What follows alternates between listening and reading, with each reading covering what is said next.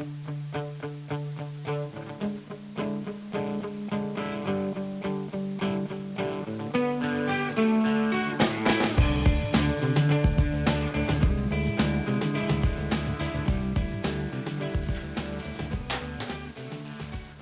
to the NFTW Monday Report for November 9th, 2009. I'm Jay Martens. Well, we've sent subs and now ice cream to Iraq?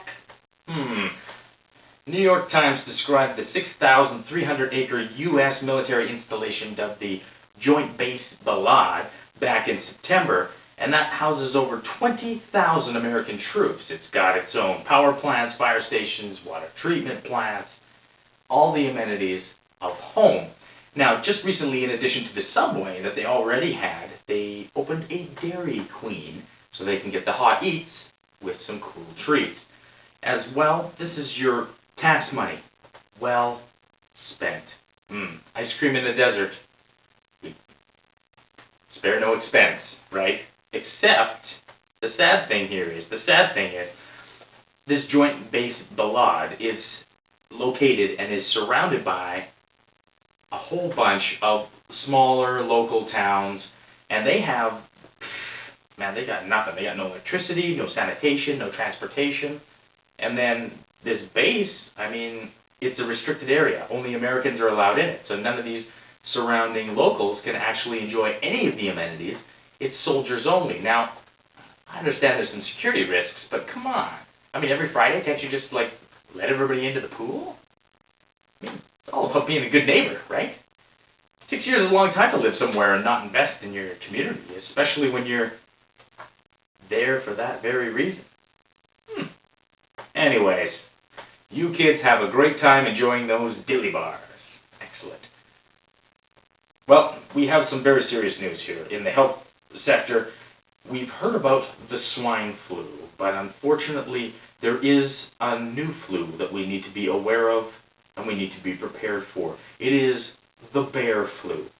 It's a new form of flu that is dubbed the H41R virus, and it is a new strain of the flu found in the bespectacled bears in German zoos.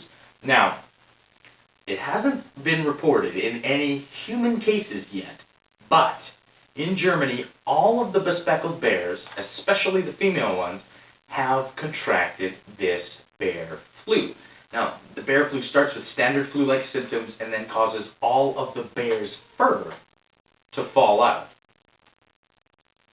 So, if you're experiencing flu-like symptoms and your hair starts falling out, realize it's not swine flu, but it's bear flu. So get to a veterinarian and get your shots. A town is changing its name because of a cat? Well, Oaktown, Idaho will be changing its name, and the residents are up in arms. This whole thing started when cats started getting caught up in the high branches of the local oak tree. Now, the oak tree is too tall for the local fire department's ladders to reach into the tree. In order to actually rescue the cats, they had to call in a ladder truck from 2 counties over. This was okay the first time and the second time, but this was the 4th call in 1 month. Now, residents don't want to be charged for a new ladder truck, as that would exceed their fire department budget and raise their taxes. So, the mayor made one of those decisions, late night decision, take the tree down. Now, all the residents woke up, the tree was torn down, everybody was up in arms because it is Oakville, and it's named after the solitary oak tree in the center of their park. Now, with the oak tree gone, they feel that their identity has shifted. So, this town is going to settle on another name. 2 possible names that are currently in the lead are Stumptown or Catville. Either way. They're meeting at the community center tonight. They're going to make a vote, and we'll hopefully tell you all about it on the next week Monday Report. In sports, we've got my predictions were 100% accurate. They finally came through in the clinch, the Yankees. They spend the most money on their sports team more than any other team in the league, and they've done so for many years. Some stats here from 2002 on, they've spent $432 million, and that's more than the next highest paid team in the league each year. So $432 million can buy you a pennant every once in a while, at least, it seems.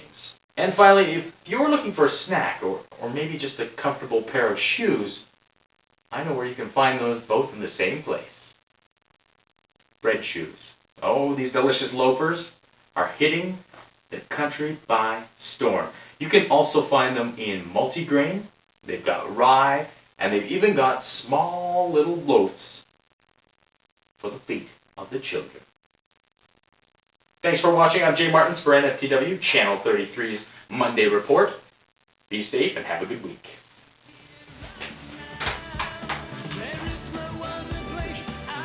So you have to wear them first, and then you would eat them. Because if you eat them first, then you got nothing to wear. I mean, unless you cut them down into like a flip-flop or not of the toe covering based item. I've never really had the urge to eat my shoes.